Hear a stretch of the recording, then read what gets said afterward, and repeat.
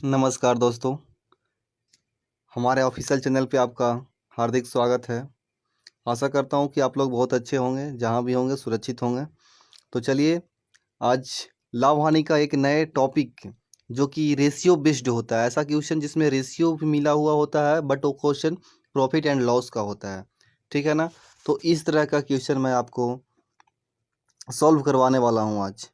तो जल्द से जल्द आप पेपर और पेन लेकर के मेरे साथ जुड़ जाइए और अब बढ़ते हैं आगे की तरफ। और अगर आप मेरे चैनल पे नए हैं तो प्लीज़ चैनल को सब्सक्राइब कर दीजिए और हो सके तो ज़्यादा से ज़्यादा अपने दोस्तों के पास शेयर कर दीजिए, ठीक है ना। तो चलिए देखते हैं आज का क्वेश्चन क्या कहता है। 1 मिनट्स पेन उठा लेता हूँ पहले, ठीक है ना। 9,36,000 रुपया के लाभ को 2:3:5 के अनुपात में अनिरुद्ध बलवंत चारुदाता में बांटा जाना है, ठीक है ना। मैंने 3 इनाम है, तीनों व्यक्ति है जिसको 2:3:5 के रेशियो में बांट देना है, ठीक है ना। 2:3:5 के रेशियो में बांट देना है। तो कह रहा है कि चारुदाता को कितना मिलेगा भाई। तो चारुदाता को कितना मिलेगा जो आप देख लीजिए सर, कितना है सर। चारुदाता लास्ट में है तो लास्ट में चारुदाता को कितना मिल रहा है, 5 मिल रहा है, 5 हिस्सा है। और कितना है 5 हिस्सा मिल रहा है सर, 5 3 8 2 10, 3 2 5 5 10 हुआ ना। और कर रहे हैं कितना टोटल पैसा था आपके पास, 9,36,000 रुपया है, ठीक है ना। 9,36,000 रुपया है। काट के देख लेते हैं, 5 दूनी 10, 2 से काटेंगे इसको, 2 चौके 8, 2 छक्का 12, 2 अठी 16 और 3 जीरो यहाँ से आ जाएगा, ठीक है ना। यानी आपको कितना मिलेगा चारुदाता को भाई, तो 4,68,000 इतना रुपया उसको मिलेगा, किसको, चारुदाता को। तो देखते हैं ऑप्शन में चेक करके देखते हैं कौन सा है। ऑप्शन नंबर आपका सी एग्जैक्ट राइट है, ठीक है ना। तो बढ़ते हैं अगले क्वेश्चन की तरफ। ये कुर्सी का विक्रय मूल्य 1,386 रुपया है, ठीक है ना। ये वो कुर्सी है जिसका विक्रय मूल्य 1,386 रुपया है। यदि हानि प्रतिशत 23% है, कहने का मतलब कि ये कुर्सी को 1,386 रुपया में बेचने से विक्रेता को 23% की हानि हो रहा है। तो कुर्सी का लागत मूल्य क्या है, ठीक है ना। बहुत ही इजी क्वेश्चन है। आपका सेलिंग प्राइस दिया हुआ है सर, कितना सेलिंग प्राइस आपका दिया हुआ 1,386 रुपया। आपको लॉस दिया हुआ है कितना, 23%, ठीक है। जब लॉस दिया हुआ है, सेलिंग प्राइस दिया हुआ है, तो क्या निकालना है आपको, कॉस्ट प्राइस निकालना है ना जी। कॉस्ट प्राइस को बोलते हैं क्रय मूल्य, ठीक है ना। तो क्रय मूल्य बराबर फार्मूला आप लोग बहुत पहले से ही जानते हैं। विक्रय मूल्य गुने 100/100 माइनस हानि, हानि पर के मैं फार्मूला बता रहा हूँ। तो विक्रय मूल्य कितना, 1,386 रुपया, गुना कितना से कर लेंगे, 100 से। हानि कितना का हो रहा है, 23% का, नहीं 100 माइनस 23 कर लेंगे तो कितना होगा सर, 77 हो जाएगा, ठीक है ना। चलिए काट के देख लेता हूँ मैं पहले अब इसको, 77 से कितना मरतबे कटेगा जो मैं देख लेता हूँ पूरा अच्छा से काट के इसको। तो देख लेते हैं, 77 को 1 से अगर काटते हैं हम तो 77, अगर 138 में से अगर 77 को माइनस करेंगे तो कितना आएगा सर, 61 आएगा। और ऊपर से उतरेगा 6 तो 616 हो जाएगा। नहीं 616 को 77 से डिवाइड करेंगे तो 77, 8 सत्ते 56 और 7 अठी 56 और 5 61, नहीं 616 कट जाएगा, ठीक है ना। तो आपको कितना होगा यहाँ, 18 से कट जाएगा ये पूरा पूरा। यानी आपको करने का क्या है, 18 मल्टीप्लाइज 100 कर देते हैं, यानी आपका आंसर कितना आ रहा है, 1,800, यानी ऑप्शन नंबर बी आपका करेक्ट हो गया, ठीक है ना। तो चलिए बढ़ते हैं अगले क्वेश्चन की तरफ। एक बल्ब के लागत मूल्य और विक्रय मूल्य का अनुपात दिया हुआ है, ठीक है ना। मतलब कहने का मतलब कि एक बॉल है जिसका लागत मूल्य यानी क्रय मूल्य और विक्रय मूल्य का अनुपात 15:18 है, ठीक है। तो लाभ प्रतिशत क्या होगा जो पूछ रहा है भाई, बहुत ही इजी क्वेश्चन है, ठीक है ना। आपको सीपी को मान लेते हैं 15 और एसपी को मान लेता हूँ मैं कितना, 18। प्रॉफिट कितना का हो रहा है सर, विक्रय मूल्य माइनस क्रय मूल्य कहेंगे ना, तो 18 माइनस 15 कह देंगे तो कितना का लाभ हो रहा है भाई, 3 रुपया का लाभ हो रहा है ना यहाँ पे। अब पूछ देगा कि प्रॉफिट प्रतिशत क्या होगा सर, तो आप लोग सब जानते हैं लाभ गुना 100 ने 3 गुना 100 और बट्टा में क्या आ जाएगा आपका क्रय मूल कितना 15। 3 पचे 15 काटने में कोई दिक्कत है? और भी पचे 100 काट लेंगे यहाँ से तो कोई दिक्कत है नहीं ना? थोड़ा सीरियस कर देता हूँ, ये जीरो जैसा नहीं लग रहा है, ठीक है ना। 20 यानी आपका आंसर कितना आ रहा है 20%। Option number C is right, ठीक है। इसी तरह देखते हैं अगले क्वेश्चन की तरफ। और जगह वीडियो को अगर आपको नोट करना है तो प्लीज़ वीडियो को पॉज कर लीजिएगा, ठीक है ना, क्योंकि ज़्यादा वीडियो लंबा करने से कोई फ़ायदा नहीं होगा, ठीक है ना। तो चलिए देखते हैं क्वेश्चन नंबर 4 को। विक्रय मूल्य का लागत मूल्य से 21:16 का अनुपात है, तो लाभ प्रतिशत क्या है? बिल्कुल एकदम सेम टू सेम वैसा ही क्वेश्चन है, सिर्फ इसको मैं विक्रय मूल्य आगे दे दिया है, तो कोई दिक्कत नहीं है, विक्रय मूल्य को आगे दे या पीछे दे उससे हमको क्या फ़र्क पड़ता है, हम तो जो है वही लिखेंगे ना। तो क्या है हमको सेलिंग प्राइस कितना 21, यार कैसा कैसे लिखा रहा है, सेलिंग प्राइस कितना, सेलिंग प्राइस आपका 21, कॉस्ट प्राइस कितना आपका जी 16, ठीक है। प्रॉफिट कितना का हो जाएगा यहाँ पे 16 में 21 माइनस 16 यानी 5 रुपये का प्रॉफिट हो रहा है, ठीक है ना। जब 5 रुपये का प्रॉफिट हो रहा है तो प्रॉफिट प्रतिशत भी निकाल लेंगे।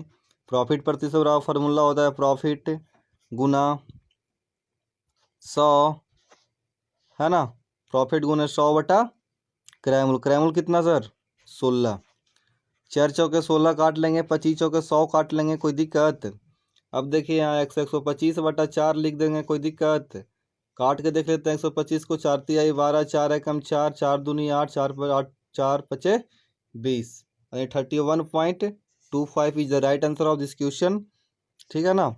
ऑप्शन नंबर डी आपका करेक्ट है, ठीक है। चलिए बढ़ते हैं अगले क्वेश्चन की तरफ। क्वेश्चन नंबर 5 कह रहा है कि डी है जो ई को एक इमेज 30% के लाभ पर बेचता है, ठीक है ना, और ई उसे एफ को 30% हानि पर बेचता है, ठीक है।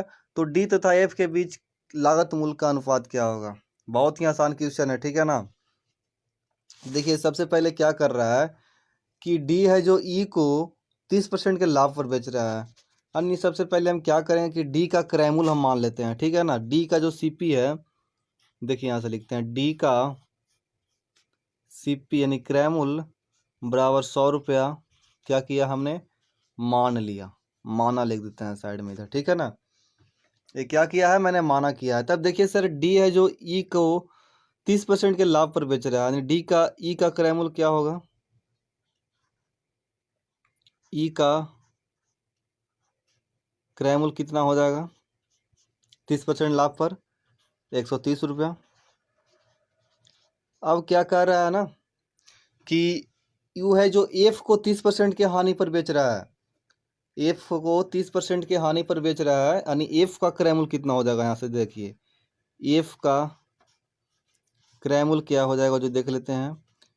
कितना परसेंट हानि पर बेच रहा है 30% के हानि पर, किस कौन बेच रहा है ई, यानी ई का क्रय मूल्य 130 रुपया है और 130 पर 30% के हानि पर बेच रहा है, यानी 130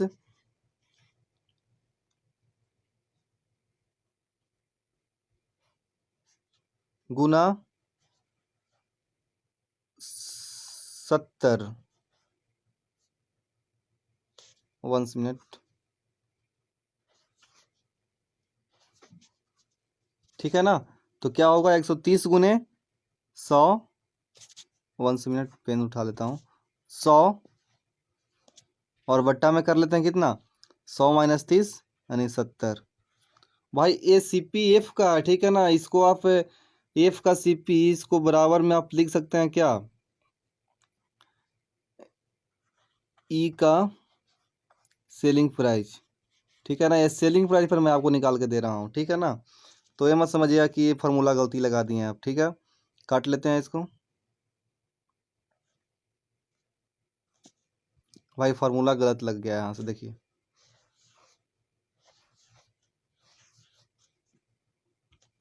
एक 130 गुना क्या होगा 100 माइनस हानि, विक्रय मूल्य पे निकाल रहे हैं ना, विक्रय मूल्य निकाल रहे हैं ना हानि पर, एसपी का विक्रय मूल्य निकाल रहे हैं, यानी 70 बट्टा में 100, एक जीरो से एक जीरो, एक जीरो से एक जीरो, यानी कितना रुपया आ रहा है 6391 रुपया। अब क्या कह रहा है जो देखिए कि डी तथा एफ के लागत मूल्य का अनुपात क्या होगा, डी का लागत मूल कितना है अनुपात भाई, डी रेशियो एफ पूछ रहा है यही ना। तो डी का लागत मूल कितना मान लिए हम, 100 मान लिए हैं भाई। रेशियो में देखिए एफ का क्रैमूल कितना है, ई का एस से बिक्रैमूल के बराबर है, यानी एफ का क्रैमूल कितना निकल के आया आपका 91। ठीक है, यही आपका आंसर है। तो कौन सा क्वेश्चन नंबर है, ऑप्शन आपका ऑप्शन नंबर एक करेक्ट हो रहा है यहाँ। ठीक है, चलिए बढ़ते हैं अगले क्वेश्चन की तरफ। क्वेश्चन नंबर 6 को देखते हैं। एक घड़ी को अंकित मूल्य के 4/5 पर बेचने से 4% की हानि होती है, तो घड़ी के अंकित मूल्य तथा लागत मूल्य का अनुपात क्या होगा। ठीक है ना, कह रहा है कि कोई अंकित मूल्य पर वस्तु को 4/5 भाग पर बेच देता है, यानी अंकित मूल्य मान लेते हैं कितना है,